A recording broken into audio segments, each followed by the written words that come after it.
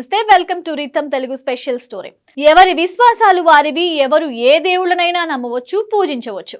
అందుకు ఎవరికి ఎలాంటి అభ్యంతరాలు ఉండరాదు. అసలు నమ్మకపోతే ఎవరి నమ్మకం వారిదే. కానీ ఒక మతంలోని విశ్వాసాలను పట్టుకొని పదే పదే విమర్శలు చేయడం, సదరు భక్తుల మనోభావాలను దెబ్బతీసేలా వ్యాఖ్యలు చేయడం అంటే అది ఖచ్చితంగా నేరమే అవుతుంది. కానీ ఈ నియమాన్ని ఎన్నిసార్లు ఉల్లంఘిస్తున్నా, ప్రశ్నించిన వారిపై ఏకంగా దాడులకు తెగబడుతున్నా దీన్ని పట్టించుకోకపోవడం అంటే అది ఖచ్చితంగా హిందూ దేవుళ్ళు, హిందూ భక్తుల అంశంపై ఉంటుంది.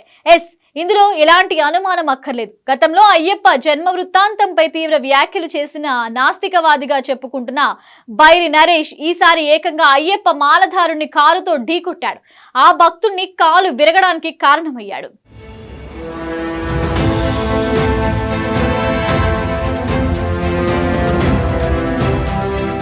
ములుగు జిల్లా ఏటూరు నాగారంలోని ఓ ఫంక్షన్ హాల్లో భారత నాస్తిక సమాజం అధ్యక్షుడు కొండగొర్ల రాజేష్ ఆధ్వర్యంలో ఓ కార్యక్రమాన్ని నిర్వహించారు. దీనికి బైరి నరేష్ కూడా హాజరయ్యారు. ఈ విషయం తెలుసుకున్న అయ్యప్ప స్వాములు, కొందరు శివస్వాములు అక్కడికి చేరుకున్నారు. నరేష్ ను అక్కడి నుంచి వెళ్లిపోవాల్సిందిగా నిరసనకు దిగారు. దీంతో కార్యక్రమం నుంచి బయటకు వచ్చిన నరేష్ కారెక్కి వేగంగా అయ్యప్ప భక్తుల మీదుగా పోనివ్వాలని డ్రైవర్ ను ఆదేశించాడు. దీంతో నరేష్ కారు నిరసన తెలుపుతున్న పోగు నరసింహులు అనే అయ్యప్ప మాలధారుని ఢీకొట్టింది. ఈ ఘటనలో నరసింహులు కాలు విరిగింది. అక్కడున్న పలువురికి గాయాలయ్యాయి. ఈ ఘటనపై తీవ్ర ఆందోళన వ్యక్తం చేసిన అయ్యప్పలు కార్యక్రమాన్ని నిర్వహించిన కొండగొర్ల రాజేష్ ను బాధ్యుడిగా చేస్తూ పోలీసులకు అప్పగించారు. బైరి నరేష్ ను అరెస్ట్ చేయాలని డిమాండ్ చేశారు.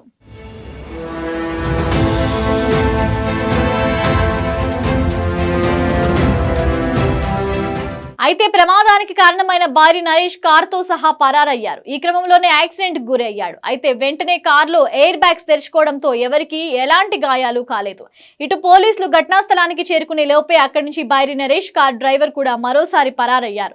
ఇటు అయ్యప్పల కంప్లైంట్స్ మేరకు నరేష్ కారు డ్రైవర్ పై కేసు నమోదు చేసినట్లు పోలీసులు వెల్లడించారు.